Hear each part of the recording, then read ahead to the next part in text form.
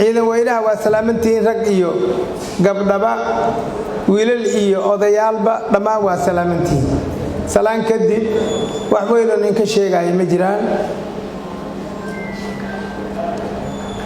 ciidanka asigaaba mataqaana kala firiirsan oo ma garanaysa hatira yaraado hataya badnaado saasa la dhahaa waxaan u malaynayaa ciidanka la dhahay soo ku yariirka amaha ciidanka la dhahay waa ciidankii taliyaha waa ciidanka aad ku nasateen waa ciidanka ceebtiina asturay annagana juhdi badan aan gelinay oo ma garanaysaa in aad ku ceeb la'aataan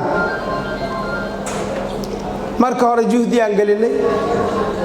tababarkiisi juhdi baan gelinay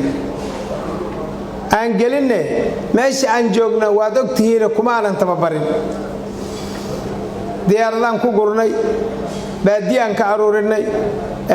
gobollo kale aan geyno dugsi ah tababar baan ku seenno macallimiin baan waafajinay waad ogtihiin tababarkii hadday dhammaysteen waa idiin soo qaadno haddana waa idiin keennay mana la soo lugaynayninoo diyaarada la raacay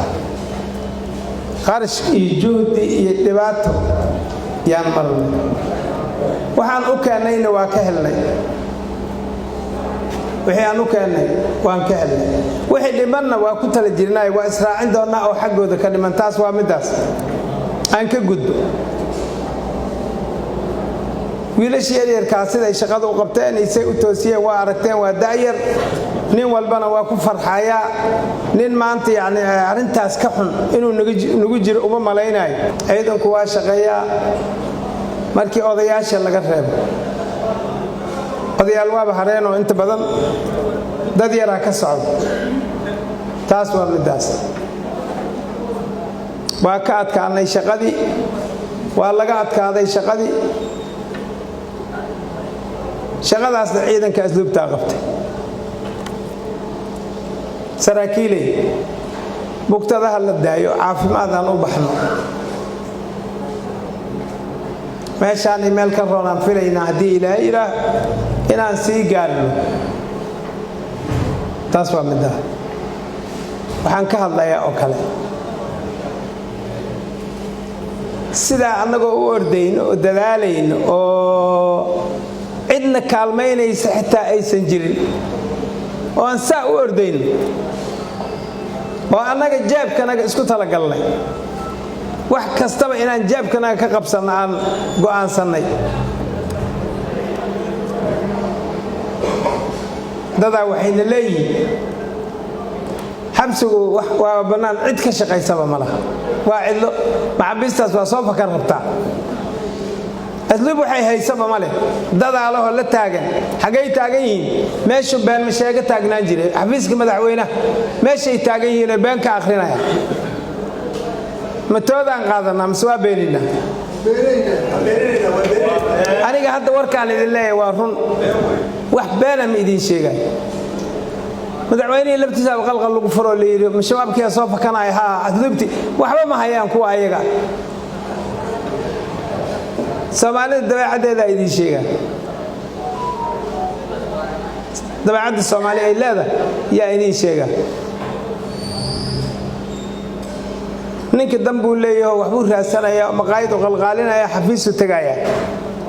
xafiiska markuu tago wixii uu raadinayo toos uma sheeganayo waxaasaan raadinayo toos uma dhihi karo 5 qof uu dilaa 5 markuu dilo ka bacdi buu dantiisii sheegaya waa sheeka Soomaali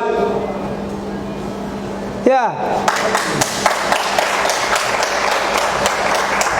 asluubta ma shaqayso kan taliye xigeenka ugu daran taliyaha warkiisa la dhaaf maxbiista waa soo fakanaysaa madaxweyne miyaadan la socon riboorkana la dhiiba hadduu inta iska daayo beentan uu toos u socdo uu yiraahdo madaxweyne waxaan rabaa waa laga yaabaa inay wixii u suuroobi lahaayeen hadda khalkhal buu caradii ku furay yaa gaaja loogu dhamaaday ummad baa ku baaba'day maxabiis nool ma jirto waxaasay akhrinayaan la socdo yaa raashin male meesha annaga soo aragnay kama warhayo hadduu raashinka yar iyo waxa sababay kama warramo in raashin badan la cuno kama warramo cidii raashin la iyo cidii kala midna kama warramo meeshaana u dagnaatayo inuu warbixin ka dhiibo niman baa yimid aniga waa soo mareen waa arkay waxay dhaheen inaan maxabiisti aragnaan rabnaa maxabiisti ma annaga iska leh yaa innaga ma iska leh maxabiistu waa Soomaali bay u xiran yihiin dawladday u xiran yihiin maxkamada soo xukuntay annagana hayaalana waa haynaa miyay naga fakadeen haddaan isku koobno niraahnimaan annaga ahaynba ma arkaaye iska tag maxaan noqonaynaa dad wax qarinayaan noqonaynaa soo aragaan niri ord qof iyo laba arkeen waa baxeen madaxweyne warqadaan ka soo qornay meesha wax yaalaba lama arko gaaja loogu dhintay yuu dacweynaya asiga warba ma haye qofku dacweynaya waay madaxweynuhu dacweynaya ma aha annaga inuu mu ogaba annagana ma dacweynayo annaga warqadaan ka qornay 1400 ruuxaan haynaa raashinkoodii 3,000 waa noqdeenoo way soo kordheen raashinkoodii ma hayno wasaaradda maaliyadda weydiin warqadaan u qornay ilaa xafiiska madaxweynahan geyn waxbaan qarsanay miya yaa hal la siiyo iyo hasiinin iyay ka go'daa waxa uu dacweynayo waa madaxweynihina ma fahmin inuu qabtay ahayd oo isku duubo macna baas fahmi doona anaga abu sheegayna ana raashin maxbis ma cunna yaa sidabta ana weyn an raashin maxbis ma cunna yaa okay madaxweynahana waa qalbu fahmi doona nimanka ayaga inuu soo qabtaan ka sugayna